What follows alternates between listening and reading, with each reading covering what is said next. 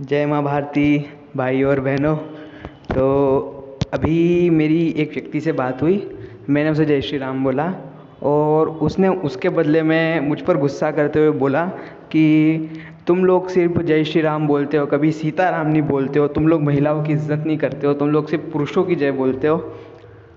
तो मेरे मन में ये विचार थे, तो मैंने इसके ऊपर एक कविता लिख दी। तो कृपया आप सब सुनिएगा, मुझे अच्छा लगेगा। तो कविता ये है।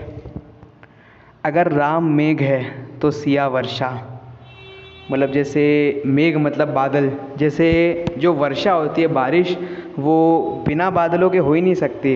बिना बादलों के बारिश का कोई अस्तित्व ही नहीं है। वैसे ही राम का सिया के बिना और सिया के राम के बिना कोई अस्तित्व नहीं है। अगर राम मेघ है तो सिया वर्षा। अगर राम धनुष है तो सिया उसकी प्रत्यंशा। प्रत्यंशा मतलब जो डोर धनुष को बांधती है। यदि प्रत्यंशा है सिया तो धनुष है राम, और बिना प्रत्यंशा क्या धनुष आता है किसी काम। अगर राम कविता है तो सिया उस कविता की छंद। अगर राम पुष्प है तो सिया उस पुष्प की सुगंध।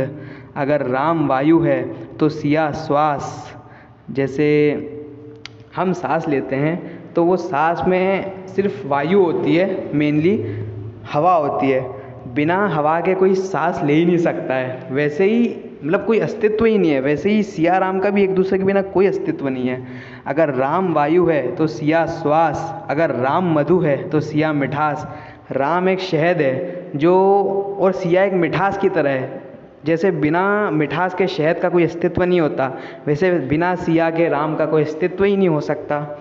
अगर राम पुरुषार्थ है तो सिया उस पुरुषार्थ का तेज तिलस्मी। अगर राम अग्नि है तो सिया उस अग्नि से निकलती रश्मि।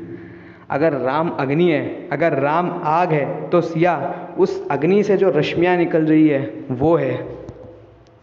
अगर राम प्रचंड सूर्य है तो सिया उस सूर्य से निकलती अरुणाई। अरुणाई मतलब जो लालिमा, सूर्य की जो लालिमा होती है जिससे सूर्य जाना जाता है।